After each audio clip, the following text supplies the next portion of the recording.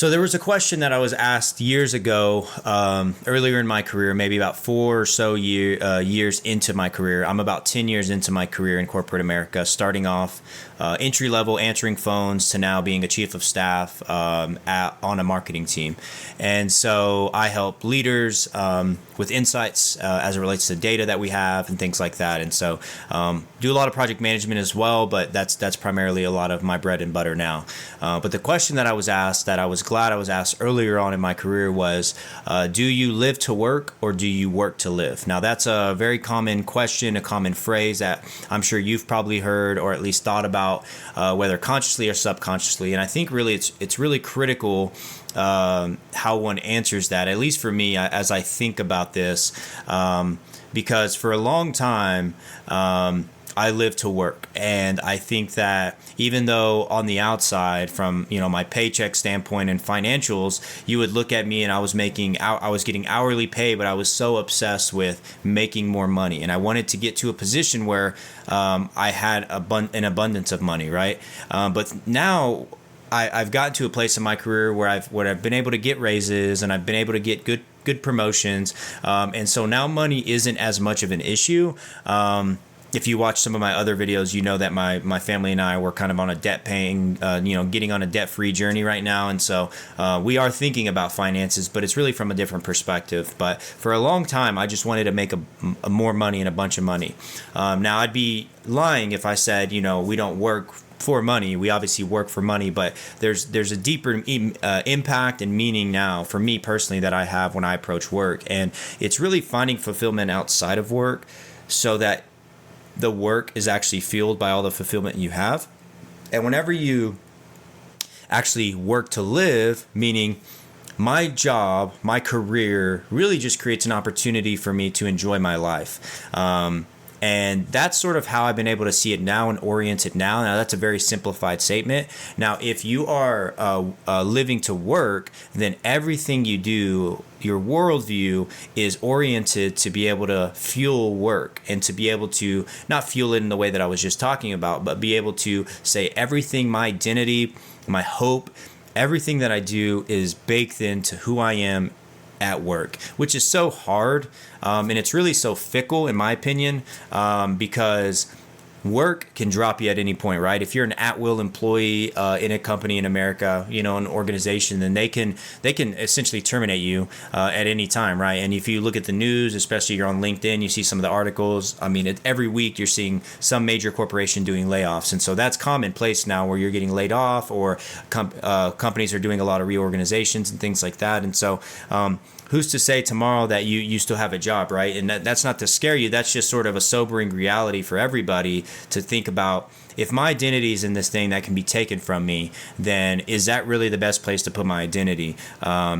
Because what you identify as, or what you identify with, is really going to inform how you see the world and how you operate. And so for me, being able to make that shift and not being so money hungry, so obsessed, because from my perspective, I came from a low-income household, didn't have a lot of money growing up. And so as I started to have my own family, my own kids, all I ever wanted was to just provide an awesome life for them. And really, I associated money with giving them an awesome life. But and that is certainly a part of it. Whenever you are not thinking about money, and bills are paid, and that's not an issue, like, you can absolutely that's great. That's a great feeling to have, and I would encourage anybody to pursue that feeling of not having to think about money. When you don't have to think about money, that's how you sort of know, like, you've made it to a good position. Now, I don't sit here and say I've got all this money. It's just about perspective. It's about budgeting. There's so many nuances to that. But once I stepped away from work is a means to an end, and I just want to continue to get promotions because I want more money, and I want.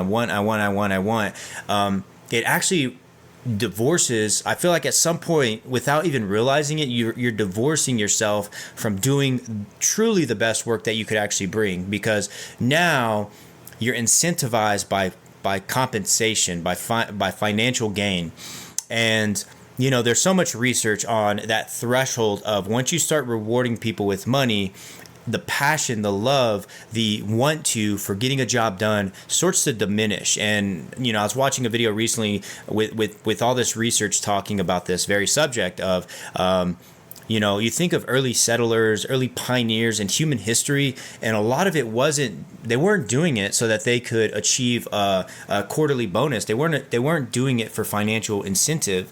Now, some of them might have been on a micro level, but on a macro scale, a lot of it was just for innovation, for the sake of it, and for exploring and having that sort of exploratory mindset.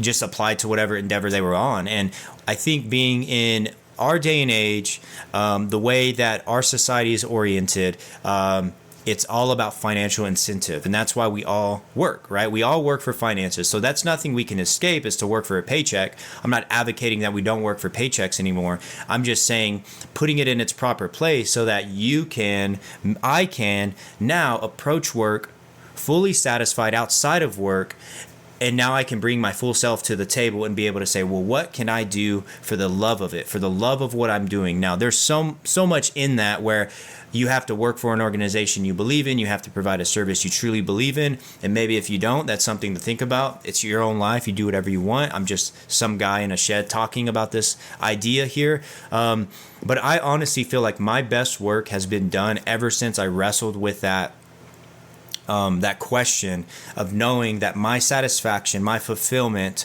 is not just to get up every day and work. I enjoy working. I feel like I have this sort of drive that I've been given to me since from a very young age, just because I grew up not having a lot. And so, you know, I was sort of nurtured, not intentionally, but nurtured in a way that was like, man, I see what's happening around me and it's not working because, you know, we don't have a lot of money and life's a struggle. And I don't want that from my family when I get older. And so that just sort of built in me a drive, a grittiness to where I just want to work for what I get. So I kind of have that, but I also I step back and I find fulfillment outside of work. Like I have a great family that I enjoy. So I look forward to the weekends. I used to not look forward to the weekends, which sounds bad. It's nothing against my family, but it was more so about, I just wanted to always be working. My identity was in how much work that I put in, how many hours I put in, how much effort I put in.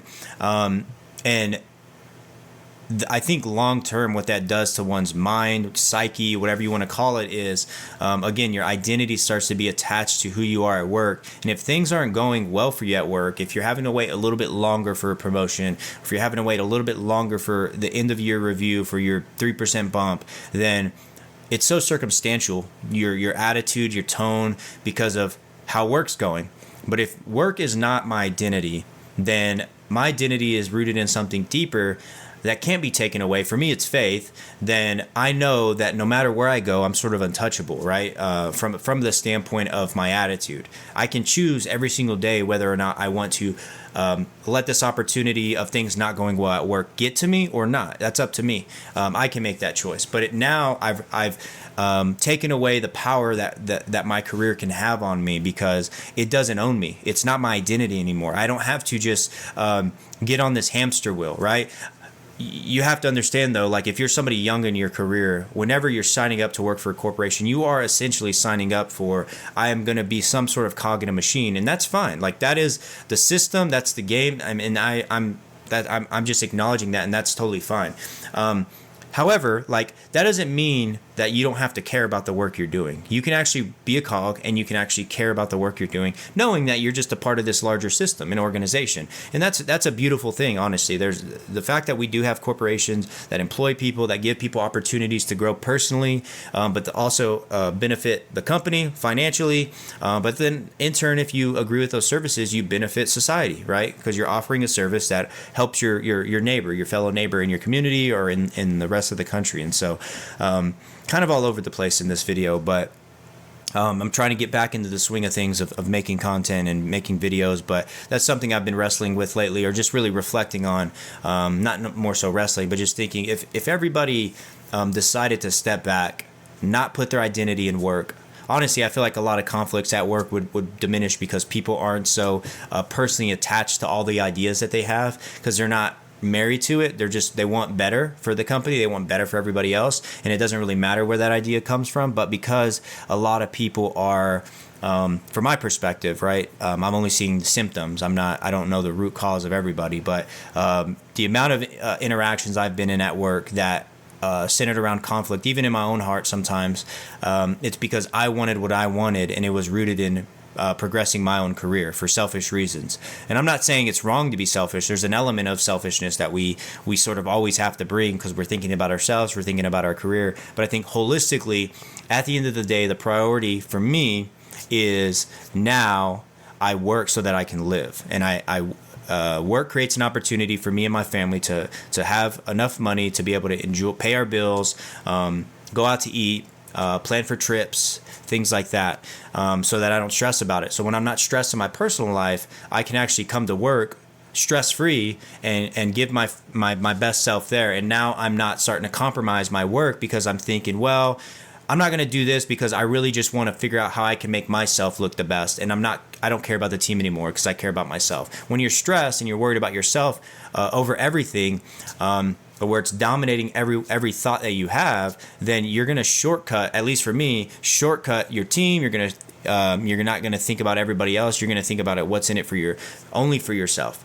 And I'm a huge believer in a rising tide raises all ships. And so I know it's cliche, but it's just one of the things I believe in. I believe that I have an abundance mindset. I think that, instead of just thinking I'm taking a slice of pie from somebody, I think, well, let's just make more pies. Let's just give everybody else an opportunity. And that's probably an idealistic way to view the world. But that's where I'm at. And it's really fueled me to live in a sort of at peace at work, at peace whenever I'm thinking about my career, where I'm not thinking about if I don't get this promotion or if this doesn't happen in a certain time frame, then I'm going to be upset. Like, that's just not a place that I go to anymore, really. I'm very content with where I'm at.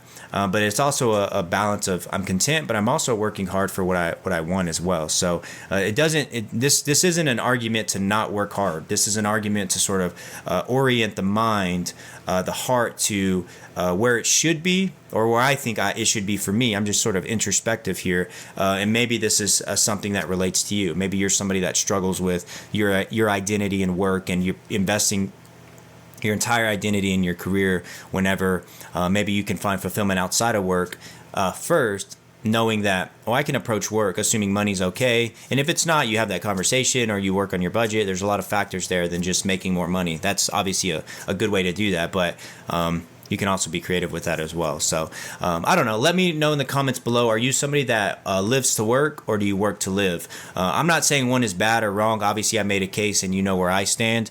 I think you should work to be able to live. But I'm open to disagreement. I'm open to just dialogue and discussion. So let me know in the comments below if that mindset is wrong, or if you think it's negative, or let me know a case why you think it's right or you agree with it. My name's Ryan Holguin. This is The Practical Place. I talk about things related to career growth, project management, data, sports, anything in that realm that I find interesting, I talk about. So if any of that interests you, I would encourage you to subscribe.